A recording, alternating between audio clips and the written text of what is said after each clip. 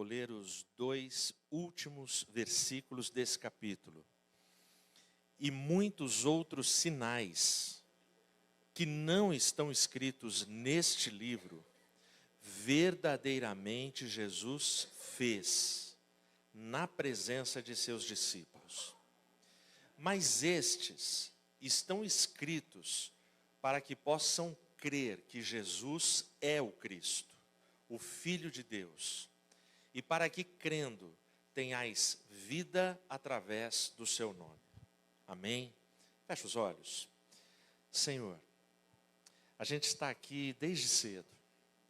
A gente está caminhando aqui em comunhão, em alegria, em abraço, em riso, em oração. Já fomos ministrados, recebemos o teu carinho através dos nossos irmãos, Pai. E agora a gente está aqui para encerrar, para caminhar para o final desse dia. E a gente marca nesse momento, Pai, de forma oficial, no teu nome, a nossa caminhada até a vigília que nós marcamos. Tu sabes onde ela será, como ela será, quem estará lá. Mas eu te peço graça e misericórdia para que muitos dos irmãos que estão aqui neste culto consigam caminhar com a gente até aquele dia e que muitos possam testemunhar das tuas maravilhas, Pai. A gente traz nesse altar sonhos, Pai. A gente traz demandas. A gente traz dores e sofrimentos que a gente quer encontrar cura, alívio. E a gente crê que pode encontrar estas coisas em Ti, Pai. Em nome de Jesus. Trata de cada um de nós com amor, Pai. Trata com Teu Espírito Santo. Trata com poder. Trata com o Teu perdão. Em nome de Jesus eu oro. Amém. Todos podem se assentar.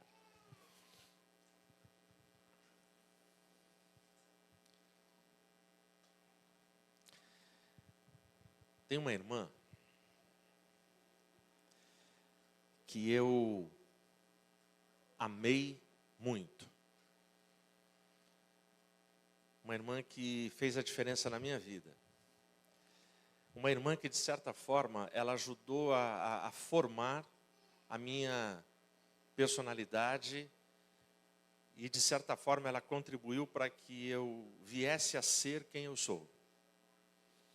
Porque todos nós somos reflexo e fruto do meio que a gente vive. Essa irmã, quando eu chegava na casa dela, na minha infância, eu nunca entrava pela sala, pela porta principal. Eu entrava pela garagem e da garagem eu ia para a cozinha. E na cozinha dessa irmã, sempre tinha uma mesa farta. O bife lá, não era um bife, era um bife.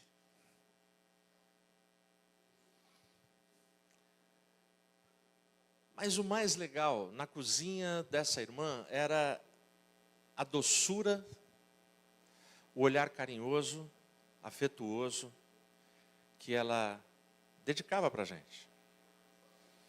Eu acho que nessa altura da minha narrativa, a minha irmã que está ali sabe de quem eu estou falando. Eu acho que a minha esposa que está ali sabe de que mulher é essa que eu estou falando, que eu amei tanto. Eu estou falando da irmã Ainê. A irmã Ainê, a gente conheceu ela na Vila Medeiros.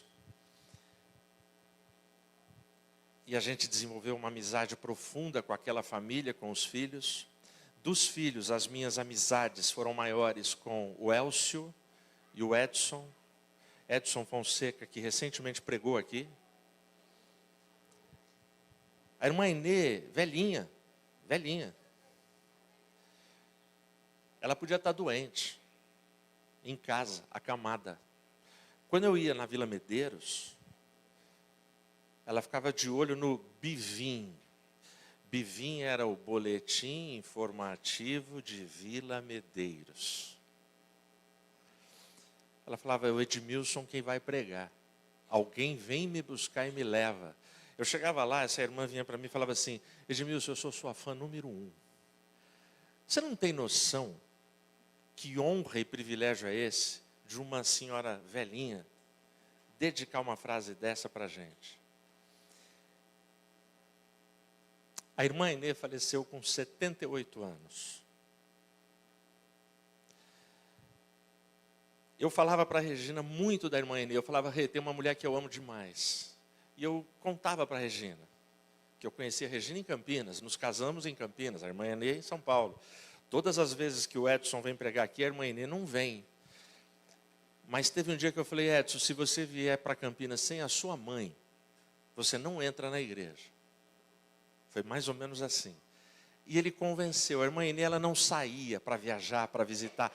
Ela amava receber na casa dela.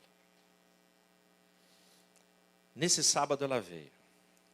E a Regina falava assim para mim, Edmilson, você fala tanto da irmã Inê, você fala tanto do jeito dela, que eu desenvolvi um amor por ela sem conhecer ela. Sabe aquela coisa, nunca te vi, sempre te amei?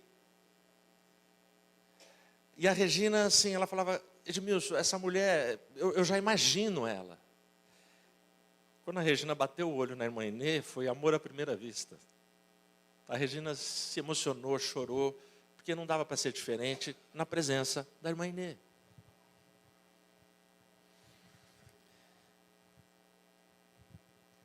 O João, do Evangelho, que eu acabei de ler, quando ele escreve esse texto, ele já está muito avançado em idade. O João do Evangelho, ele, com certeza, conta histórias na congregação que ele pastoreava em Éfeso.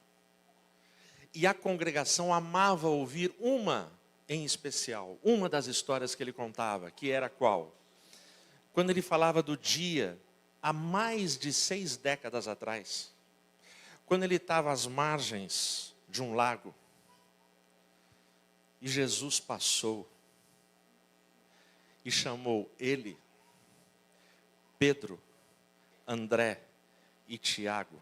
E quando Jesus falou, segue-me, os 4 largaram as redes de pesca e passaram a seguir Jesus.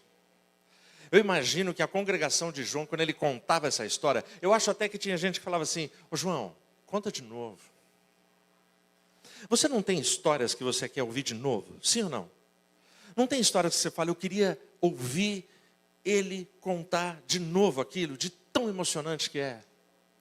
O João que escreve aqui, presta atenção, esses 3 amigos dele, Pedro, André e Tiago, quando ele escreve o Evangelho, os 3 já morreram.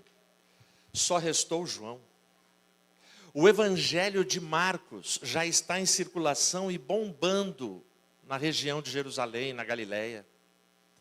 Os Evangelhos de Mateus e Lucas estão começando. E João agora fala assim, eu quero escrever o meu também. E João faz um negócio diferente. Ele faz exatamente o que a irmã Inê fazia com a gente. João, ele convida a gente a entrar, não pela porta da sala, ele convida a gente a entrar pela porta da cozinha.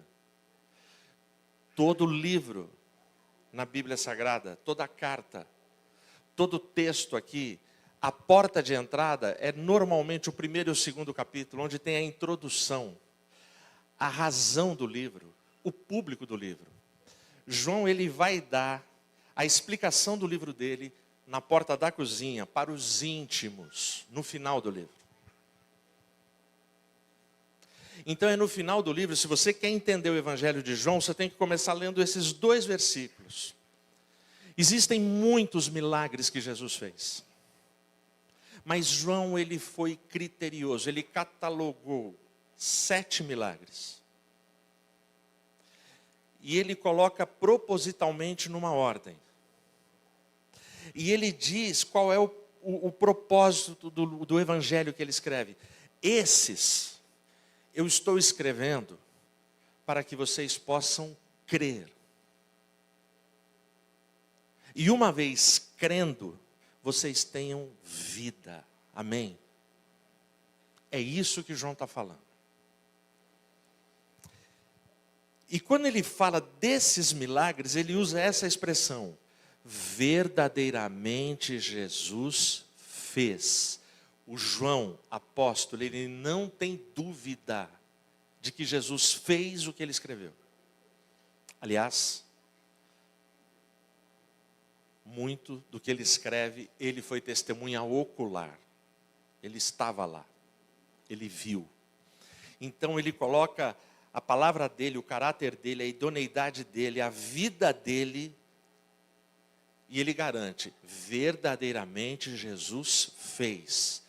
E aí, ele começa pelo começo. E aí eu quero refletir com você no primeiro milagre, que João dá o nome de sinais.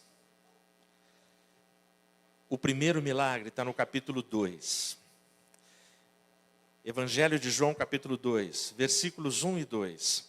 E no terceiro dia, houve um casamento em Caná da Galileia, e a mãe de Jesus estava lá, e também foram convidados Jesus e seus discípulos para o casamento. Primeira coisa, ele vai narrar um poderoso milagre, mas ele começa dizendo para a gente, e ele começa falando do início do ministério público de Jesus. E João já coloca a gente numa situação social, corriqueira, normal, mas uma situação que eu e você temos que prestar atenção. Porque se João escolheu, dentre os muitos milagres que Jesus fez, estes, é porque tem algo para comunicar para a gente. A vida tem festa. Amém? Sabe o Isaac? O Isaac que está ali? O Isaac que a gente manda abraço. Sabe qual foi a decisão dele que ele veio falar para mim hoje? O Isaac. Ele chegou para mim e falou assim: pastor, eu só venho na igreja agora quando tiver festa.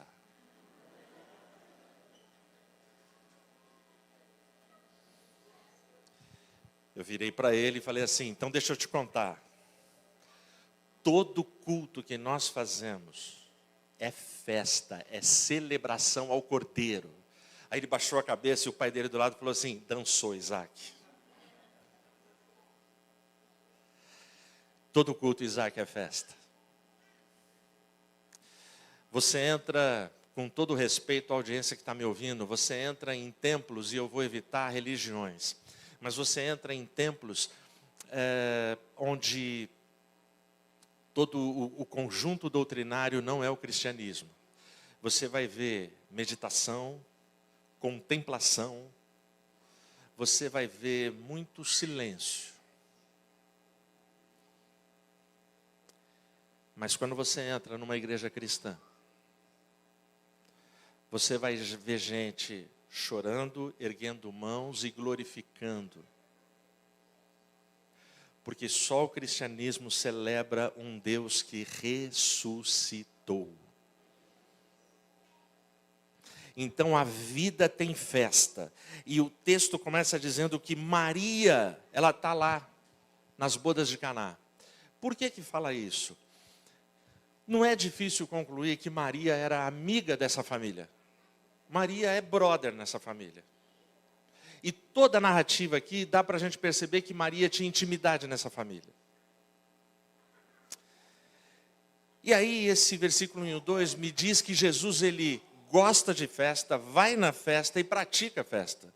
O texto fala que Jesus também foi convidado e os seus discípulos. Jesus é top, Jesus é demais. Jesus, ele não vai se ele não for convidado. Aprende isso. Amém? Aprende essa lição. Você pode estar morrendo de vontade de ir naquela festa. Se você não foi convidado, não aparece. Não vai dar um jeitinho. Não paga esse mico. Agora, Jesus, ele foi convidado. Então, ele vai na festa. Ele vai nesse momento. Aí, olha o que acontece aqui, versículos 3 e 4. E tendo acabado o vinho, a mãe de Jesus lhe disse: eles não têm vinho. Jesus respondeu: mulher, que tenho eu para fazer contigo? Ainda não é chegada a minha hora.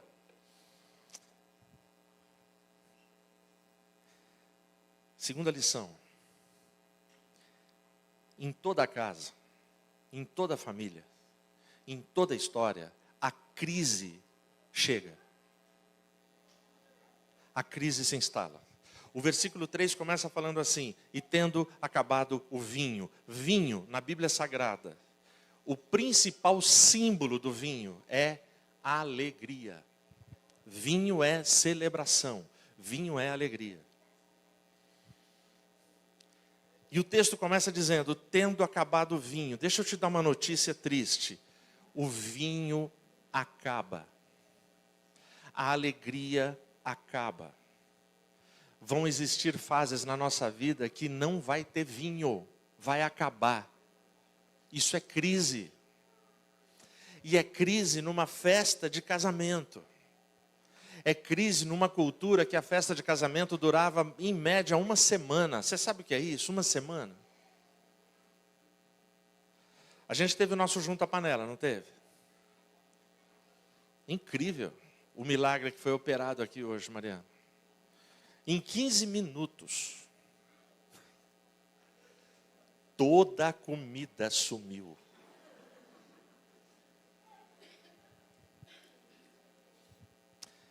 $10 quilos foi pouco, Eli. No próximo junta-panela, Eli, 20 quilos. Vamos ver até onde isso vai parar. Mas, crise, o vinho acabou. Acabou o principal elemento daquela festa. Aí a Maria, ela vai até Jesus. Ela vai até Jesus e fala: ó, o vinho acabou. Jesus responde: mulher, o que eu tenho para fazer contigo? A minha hora ainda não chegou. Deixa eu te falar um negócio agora, e eu queria que você prestasse atenção. E não esquecesse que é didático e é pedagógico. João, propositalmente, depois de muita oração, ele escolheu começar com esse milagre. E ele escolheu os milagres aqui desse evangelho, para narrar para a gente. Se eu estivesse lá, se eu fosse um dos apóstolos de Jesus, e eu estivesse vendo essa cena, você sabe o que eu faria? Eu, na hora, eu ia chegar na Maria e falar assim: Maria, dá um tempo. Maria, hoje, esse milagre não está na agenda dele. Ele acabou de falar que não é hora dele. Maria, é o seguinte, vamos poupar, vamos preservar os poderes de Jesus para coisas mais importantes. Aí ela me perguntaria: o que, Ed? Curar um cego, um surdo, um mudo. De repente, Maria, fazer um morto ressuscitar. Mas Maria, aí eu já ia dar um sermão nela. Eu ia falar: Maria, presta atenção, você é mãe, tudo bem.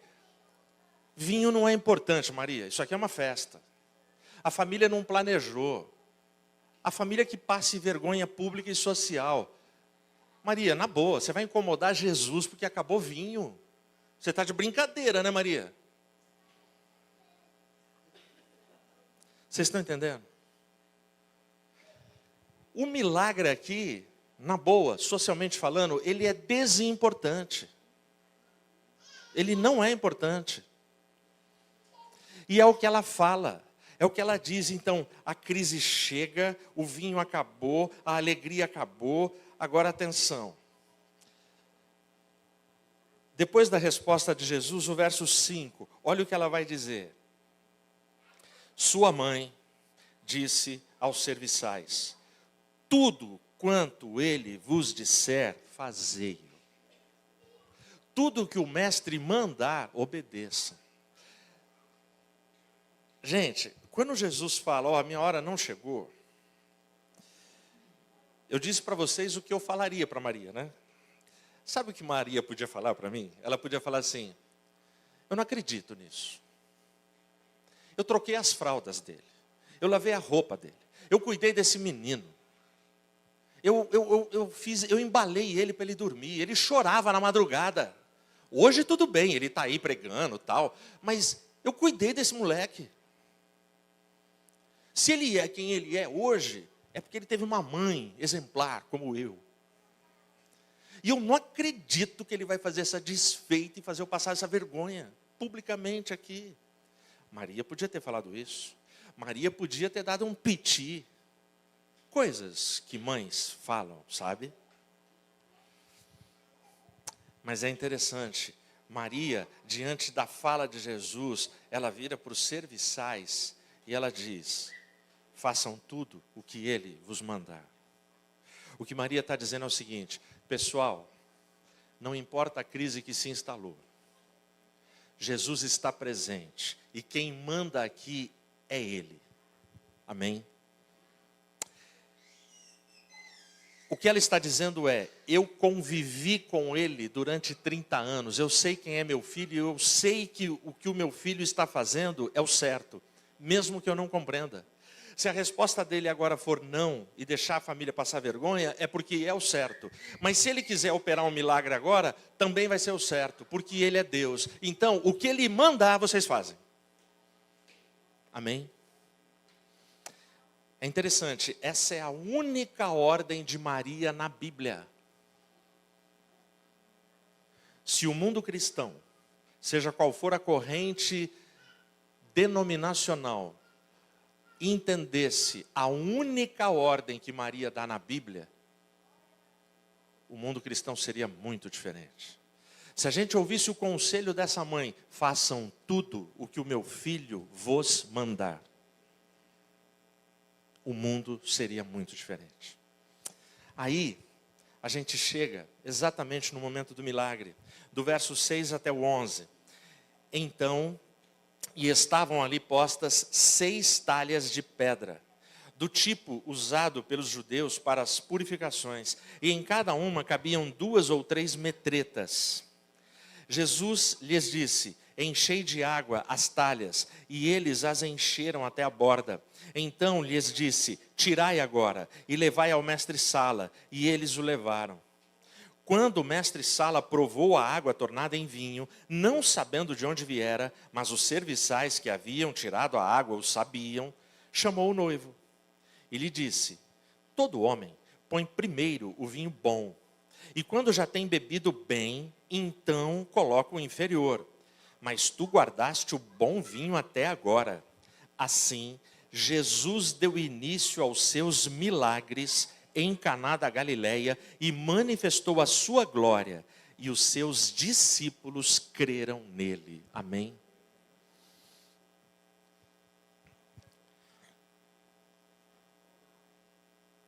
Os serviçais ouviram o conselho de Maria, porque o que Jesus pede é absurdo. Jesus fala: ó, pega aqueles 6 vasos, leva, enche de água. Só que o problema é vinho. O serviçal nessa hora podia falar assim: mas Jesus, presta atenção, o problema é vinho, água aqui vai dar ruim. Só que Maria falou: obedece o que ele mandar, não importa quão absurdo seja a ordem. Eles obedecem em vão. Aí Jesus ordena: agora vocês levem para o mestre-sala. Eles levam. Quando eles levam, o texto fala que o mestre-sala prova o vinho. Quem já viu aqui esses sommeliers, esses caras que entendem de vinho? Eu não entendo. Provando vinho. Quem já viu? Levanta a mão. Pelo menos em filme. Quem já viu? É um nojo, não é? Eles pegam aquela taçona assim, aí eles põem na boca. O quê? Oh. Eu falo: como assim? O cara sabe que safra é. O mestre-sala, ele é profissional. Ele toma o vinho, ele toma um susto. Ele fala: chama o noivo imediatamente. Quando ele fala chama o noivo, eu acho que os serviçais tomaram um susto. Falaram: ih, deu ruim. Deu ruim. Jesus não acertou no que mandou fazer. O noivo vem. Imagina o noivo na festa, sei lá se era o 3º dia, o 2º dia, uma semana de festa. O noivo está felizão, ele casou, gente. Está com a mulher dos sonhos dele. E vem o noivo. E aí, qual o problema? E a fala do mestre-sala fala: rapaz, todo mundo serve o pior vinho no final. Porque as pessoas já beberam muito e elas nem conseguem identificar sabor mais. Mas você guardou o melhor. Fica todo mundo admirado. Presta atenção. O texto vai terminar dizendo que foi assim que Jesus começou os seus milagres. Amém? Algumas lições para a gente. Presta atenção.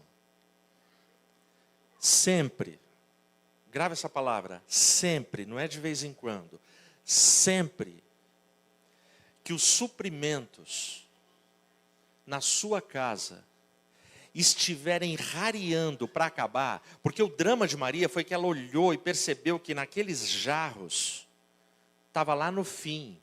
Ninguém percebeu na festa que o vinho ia acabar, mas Maria percebeu. E é por isso que eu digo que Maria era amiga da família, porque ela tinha intimidade para ver isso, falar na cozinha, falar com os serviçais. Ela não é qualquer amiga, ela é o que vocês, mulheres, chamam de miga. Eu vou com a minha amiga no shopping. Eu vou com a minha amiga no Dompas. Fazer o quê? Tomar um café. É mais ou menos isso. Então, olha só. A Maria, amiga, ela percebe. Então, agora, essa primeira lição, grava. Sempre que os suprimentos mais banais, que não sejam artigos de primeira necessidade, como o vinho, dava para terminar aquela festa. Moçada, é o seguinte, 3 dias de festa já. Nós vamos quebrar o protocolo. Nada de uma semana, acabou o vinho, todo mundo volta para sua casa. Estava resolvido. Mas sempre que os suprimentos na sua casa estiverem para acabar, deixa eu te dar uma notícia. Jesus se importa com detalhes da sua casa, amém? Coisa que ninguém nota, coisa que ninguém sabe, coisas que você não tem coragem de vir aqui receber oração, coisas que você não fala para o pastor da igreja, coisas que você não fala para o ministério de mulheres, para o ministério de homens, que você não conta para ninguém. São humilhações que você está passando em secreto. Deixa eu te dar uma boa notícia. Quando os suprimentos estão acabando, Jesus se importa com você.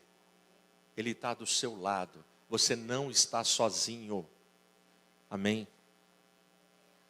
Segunda lição.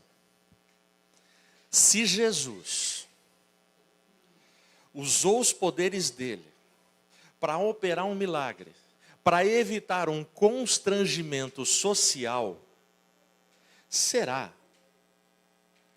que ele não vai nos ajudar nas questões cruciais da nossa vida? O que você acha?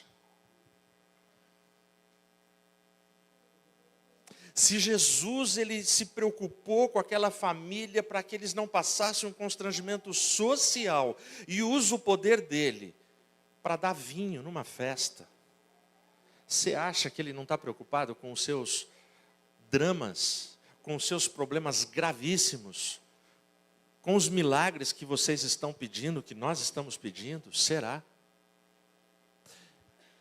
Quais questões cruciais, pastor? Então aí a gente vem para a terceira lição. Você tem, eu tenho, todos nós temos o nosso versículo 3 dessa narrativa. O versículo 3 dessa narrativa é aquele que eu chamei a atenção de vocês. O vinho acabou.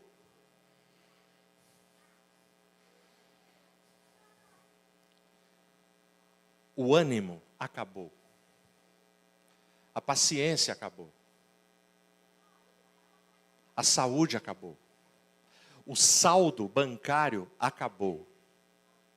A esperança acabou. O amor no meu relacionamento acabou. Acabou tudo, pastor. Todo mundo aqui sabe o que é esse momento do versículo 3. E todo mundo tem o seu drama pessoal e particular. O vinho acabou. Eu e você já recebemos essa notícia. Acabou. Tudo acabou.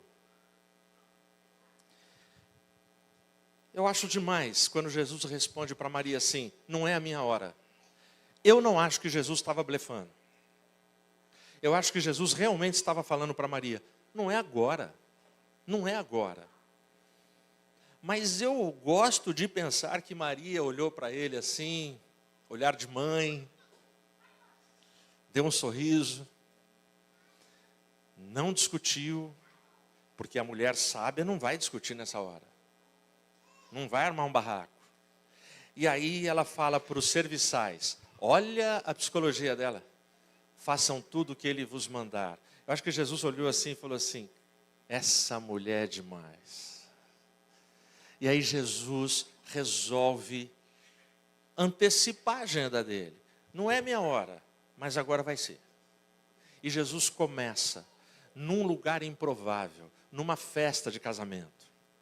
Atenção, o milagre não foi público no momento. Ninguém na festa soube. Jesus não tocou trombeta, não fez cartaz. Jesus não anunciou, ninguém ficou sabendo. Os noivos não ficaram sabendo. Mas Jesus operou um milagre ali. Ele abençoou ali. A última lição. A última lição é: quando Jesus verdadeiramente faz, e Ele faz, Ele sempre vai fazer o melhor. Deixa eu te falar.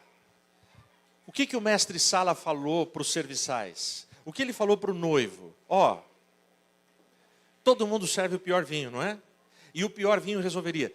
O que ele está dizendo é o seguinte, ó, se vocês tivessem trazido aqui sangue de boi, quem já viu esse vinho, sangue de boi? Levanta a mão aí.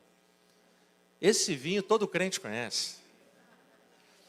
Se você trouxesse sangue de boi, se você trouxesse aquele vinho mequetrefe, daquele rótulo que ninguém sabe qual é, que vende no mercadinho do bairro, servia.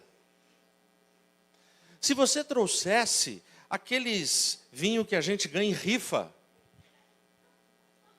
servia, atenderia os noivos, o mestre Sala, os convidados, ninguém ia perceber. Só que Jesus verdadeiramente fez. E quando Jesus faz, Ele faz o melhor. Amém? Aqueles 6 vasos, dá um total, pela litragem deles, de, atenção, presta atenção, dá um total de 756 garrafas de vinho dos nossos. Eu fui fazer essa conta.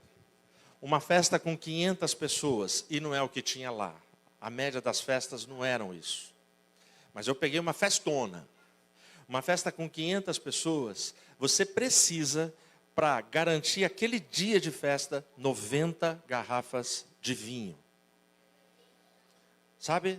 Aqueles Chateau Malbec. Não é o coração de boi. É o vinho.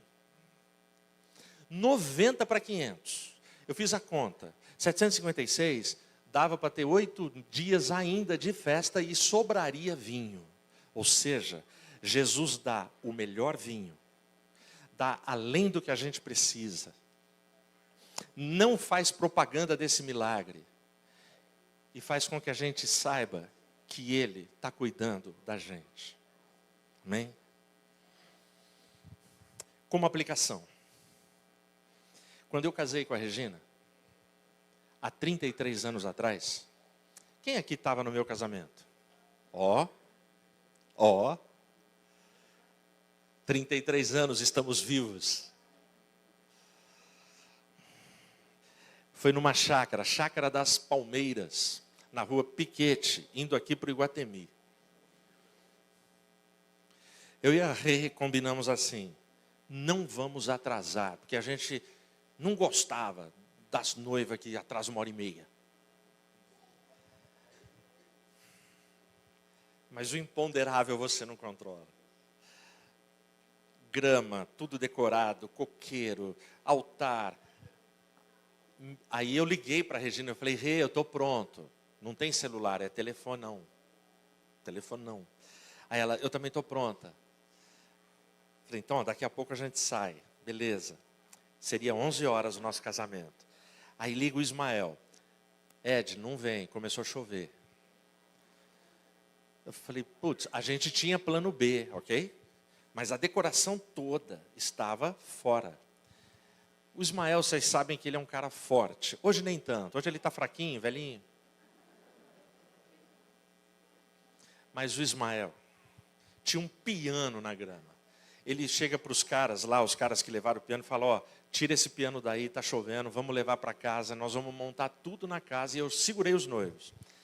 Vai 3 caras, 4 caras e ficam lá, não consegue. O Ismael olhando, irritado, ele era padrinho, terno, gravata, todo chique. Ele foi lá e falou, dá licença, vocês 4, ficam na outra ponta. Aí ele veio nessa ponta e ergueu o piano. Dá para vocês erguerem agora? Ismael, bons tempos. Entendeu? Os caras pegam o piano e tiram o piano. Aí eu liguei para a Rê, eu falei, Rê, nós vamos atrasar. O pessoal mandou a gente não ir, está mudando tudo lá na festa. Eu falei, Rê, vamos fazer o seguinte, é a nossa primeira grande batalha. Ora aí na sua casa, e eu vou orar aqui na minha casa. Ela dobrou o joelho lá, eu dobrei o joelho aqui. Eu falei, Senhor, é o dia do meu casamento. A gente sonhou casar ao ar livre. Eu tenho o plano B, mas eu queria lá. Deu 15 minutos. O Ismael me liga. Ed, céu azul, chuva foi embora, piano voltou, pode vir. A gente foi. A gente chegou lá, meu pai que fez o nosso casamento, e eu não sei quem vai lembrar, na hora das alianças, meu pai fala das alianças, quando ele pegou a aliança, tinha um coqueiro aqui e uma nuvem. E nuvem você sabe que ela anda, né? Certo? A nuvem não fica paradinha. Quando ele pegou a aliança, a nuvem passou, e o raio do sol entrou pelas folhas do coqueiro e bateu na aliança assim, pá! Eu olhei assim e falei, não precisava tanto. Foi demais. Ninguém viu esse milagre. Ninguém viu. Os convidados não souberam disso. Foi um milagre nosso. Mariana casou. A previsão era de chuva, não era? Tinha plano B. Mas a Mariana, o sonho dela e do Leandro era casar no campo, ao ar livre. A semana inteira vai chover, vai chover, vai chover. E a gente orando, e a gente orando.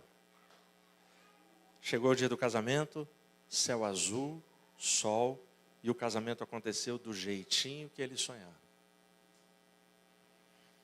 É um milagre. Porque o nosso Deus é aquele que fala para a tempestade, aquieta-te, e o mar se acalma. Mateus e Tauane casaram em Ilhabela. O sonho é casar com a praia. Tem plano B. Previsão a semana inteira para a ilha. Chuva, chuva e chuva. Sabadão foi meio nublado. E a gente orando. Senhor, faz um milagre. E o casamento dos dois teve tanta coisa assim para provar a gente. Era 5 da manhã. O Mateus dormiu comigo e com a Regina no nosso quarto no hotel, porque a Regina falou, filho, é o seu último dia solteiro, você tem que dormir com a gente. Imagina o Mateus desse tamanho, atrapalhando eu e a Regina na cama de casal. 5 da manhã eu vejo esse moleque de pé pelo quarto, botando bermuda e tal. Eu olhei e falei, filho, o que está acontecendo?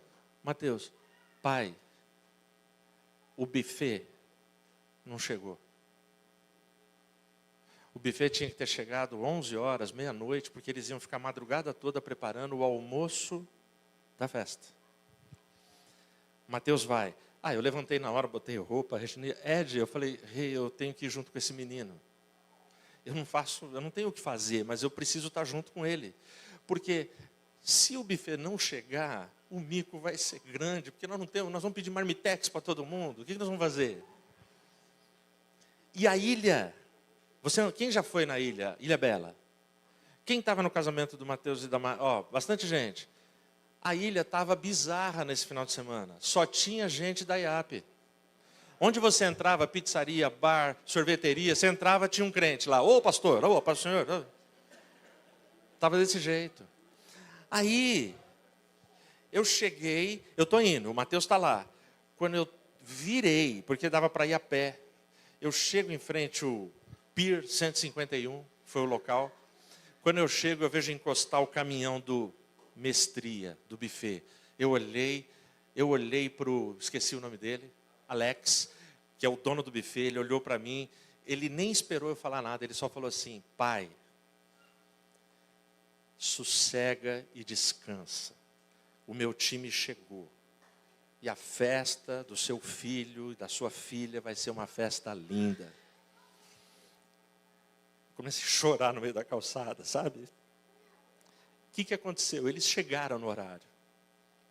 Mas a balsa travou e eles ficaram do outro lado da ilha sem conseguir passar a balsa. Só chegaram naquela hora. E eu vejo descer aquele mundo de garçom e comida e tal. Eu falei: não, eu acredito em você, mas frita um filé agora que eu quero comer. Mentira, eu não fiz isso. Eu não ia nem pensar num negócio desse. Aí, chega o casamento. A tal me chega num barco, acenando que nem uma princesa. Ela ficou... Sabe, quem lembra da Suzy no Toy Story, que ela fica assim com a mãozinha dela? A Barbie. Quem lembra dessa cena? A tal. Ela ficou assim, ensaiando. Congelou a boca dela. A chuva que estava prevista sumiu. Céu azul, sol. E aí, gente, você tem o mar, que é lindo. Um mundo de barco parado aqui para formar o cenário. E a gente não sabia, eu não sabia que lá era um local de estacionamento de navio. Não é que chegou um, chegaram 2 navios gigantescos e posicionaram atrás do cenário do nosso casamento. Eu ainda falei para todo mundo, eu falei: não, eu contratei essa decoração. Porque você sabe que crente e brasileiro não pode perder, né? Ninguém soube. O meu casamento, o casamento da Mariana, o casamento do Mateus, todos eles tinham um plano B. Se chover, a gente tem um local coberto. Mas sabe por que a gente não precisou usar o plano B? Quando Jesus é convidado, prevalece o plano A. Porque Ele é Deus. Ele é soberano. E eu quero terminar dizendo para você, assim como é esse milagre, ele é um milagre simples que ninguém viu na época, mas João registrou. Quando Jesus resolve operar o milagre e ele entra em cena, sabe qual é a frase que a gente fala? A gente vê o milagre acontecer, a gente diz assim: ué, parece que de repente mudou tudo, da água para o vinho. A gente não fala isso? Ele vive fazendo isso na nossa casa. Então é assim, Silvinha, Jesus pode realizar um milagre na vida de vocês. Maico, Stephanie, Jesus pode. O milagre que você está sonhando. Os milagres que você precisa, Maico. Mateus, meu filho. Os milagres que você precisa. Deus pode, cara.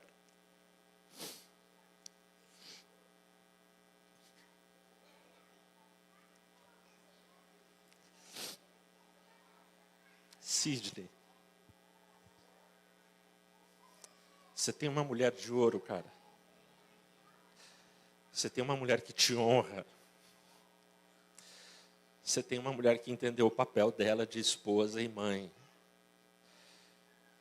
Ela tem sido valorosa nas suas ausências. E Deus está olhando pela necessidade de vocês. Ele tem milagres para a gente. E Ele vai operar. Eu creio dessa forma. Eu creio assim. Eu poderia ficar falando com todo mundo aqui. Porque você não está aqui à toa. Está ali a minha irmã Elaine, que a gente acompanha há quantos anos.